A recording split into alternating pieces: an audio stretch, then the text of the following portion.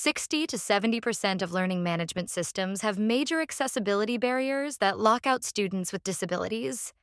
That's not just unfair, it's illegal.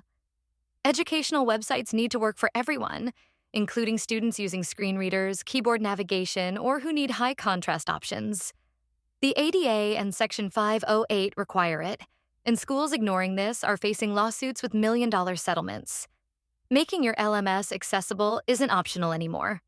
Focus on these critical areas: login screens, navigation menus, and discussion forums. All documents need proper headings and alt text for images. PDFs should be searchable, not just scanned images. Videos need accurate captions, not just auto-generated ones. For online tests, ensure form fields work with screen readers and provide time extensions for students who need accommodations. The system should allow different time limits for specific students without highlighting their disability to peers. Test your platform with actual student scenarios.